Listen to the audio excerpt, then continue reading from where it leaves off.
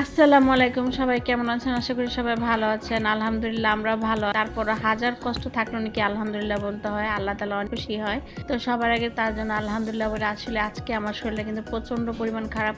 গতকাল রাত থেকে আমার যার জন্য আর কিচ্ছু করার নাই। মানে কাজ কাম তো এখন থেকে লেগেই আছে। ফার্নিচার গুলো রং করা হচ্ছে। আপনারা সবাই জানেন যে বানিশ করা হয়। এই সবগুলো নিয়ে বাসায় মিস্ত্রি কাজ করতেছে। এখন আবার আব্বা আসছে। আর মানে পারি না কোনো কিছু, যে দেখা যায় যে একটু আলু ভর্তা ডাল করব, সহজ খাবারটা এটাও হয় না। সত্যি বলতে আসলে আমার কেউ নেই যে আমার কাজ আমাকেই করতে হয়। শুধু হেল্পিং হ্যান্ড বলতে খালা আছে, খালা একটু কাটাকাটি করে দেয় রান্না, খালা একটু ঘর ঝাড়ু দিয়ে দেয়, ঘর মুছে দেয়, এই কাপড় কেচে দেয়। এইটাই আমার আলাদা একটা বিনোদন। কিন্তু তাছাড়া সবকিছু নিজেরই করতে হয়। তো এই যে এই ফাঁকে আব্বা আসছে, তো আব্বা দুধ নিয়ে আসছে, আমি এই একটা ফ্রিজ উঠায় রাখছি আর একটা নামাইছি যেটা আজকে খাবো। আর এই তো জাম্বুরা নিয়ে আসছে, আমি জাম্বুরা খুব পছন্দ করি, তার জন্য আব্বা জাম্বুরা নিয়ে আসছে। আমার ছেলে ড্রাগন খেতে পছন্দ করে। আর আমগুলো হলো আমাদের বাড়ির গাছের আম, মাশাআল্লাহ আমগুলো অনেক মজার হয়। তারপর একটা কেক নিয়ে আসছে আমাদের বাড়িতে। আমাদের মার্কেটে এই কেকটা অনেক পাওয়া যায়, কেকটা অনেক মজার একটা কেক। তারপরে আব্বা এই কেকটা আনছে, আমি খেতে পছন্দ করি দেখে, বাবার হাতের জিনিস। আসলে বাবা মা তো বাবা মাই, তাই না?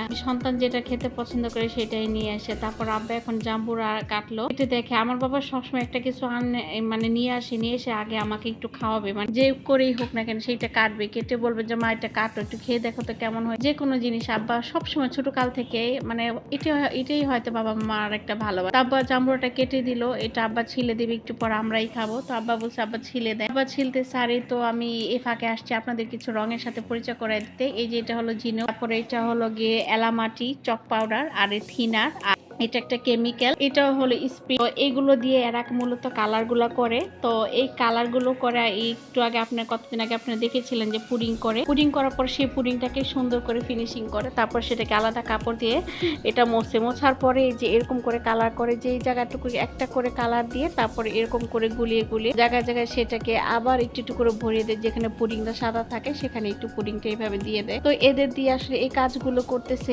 আবার নিজে একটু শিখতেছে। বলতে আমার প্রত্যেকটা জিনিসের প্রতি একটু আগ্রহ থাকে, যে কেমন করে তারা বানায়, কি করে না করে সবকিছু আমি আগ্রহ পাবে। আর আমার মাঝে মাঝে খুব করতে ইচ্ছা করে যে দেখি নিজে কিছু করতে পারি কিনা। তো ইনশাআল্লাহ দেখা যাক। আমি তো অনেক শখ করে অনেক কিছুই করি, তো এদের কাছে থেকে আমি অনেক কিছু শিখে যদি পরবর্তীতে কোনো কাজে লাগাতে পারি অবশ্যই আপনাদের সাথে শেয়ার করব। আমার কাছে খুব ভালো লাগতেছে। আর এদের সাথে দাঁড়ায় আমি দেখতেছি তারা কিভাবে গোছাচ্ছে। আর আমার শরীরটা প্রচন্ড পরিমাণ খারাপ, আর এখানে আমিও বলতে মানে এত পরিমাণ খারাপ ছিল যে আমার দাঁড়ানোর মতো না। আজকে শরীরটা অনেক অসুস্থ, চাইছিলাম না ভিডিও দিতে, তারপর ভাবলাম যেন একটু ভিডিও যেহেতু ভিডিও দিব। তো আজকের মতো এখানেই, সবাই ভালো থাকবেন।